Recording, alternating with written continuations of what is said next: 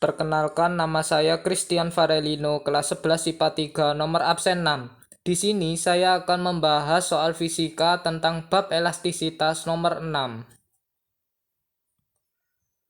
Tiga buah pegas disusun seperti pada gambar.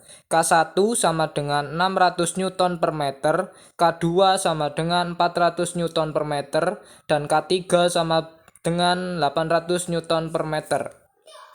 Sebuah beban 0,5 kg digantungkan di bagian bawahnya. Tentukan A. Konstanta pembanti total, B. Perpanjangan pegas total, C. Gaya yang dirasakan K1, K2, dan K3, D. Perpanjangan pegas K1 dan K2. Ini gambar pegasnya. Yang pertama-tama kita harus menuliskan apa yang diketahui lebih dahulu.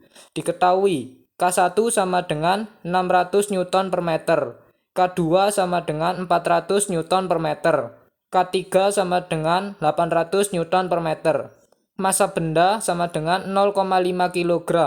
Gravitasi sama dengan 10 meter per sekon kuadrat. Yang ditanyakan A. Konstanta pengganti total atau K total, B. Perpanjangan pegas total atau delta X, C. Gaya yang dirasakan K1, K2, dan K3 atau F1, F2, dan F3, D. Perpanjangan pegas K1 dan K2 atau delta X1 dan delta X2. Jawab A. Konstanta pengganti total. K2 dan K3 merupakan paralel. K paralel sama dengan K2 ditambah K3. K paralel sama dengan 400 Newton per meter ditambah 800 Newton per meter.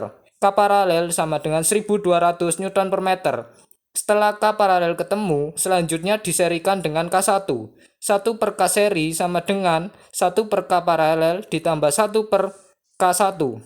1 per K seri sama dengan 1 per 1200 ditambah 1 per 1600. 1 per K seri sama dengan 1 per 1200 ditambah 2 per 1200. 1 per K seri sama dengan 3 per 1200. 1 per K seri sama dengan 1200 dibagi 3. K seri sama dengan 400 Newton per meter. B. Perpanjangan pegas total. F sama dengan K kali delta X. M kali G sama dengan K kali delta X. 0,5 kali 10 sama dengan 400 kali delta X. 5 sama dengan 400 kali delta X. Delta X sama dengan 5 per 400 meter.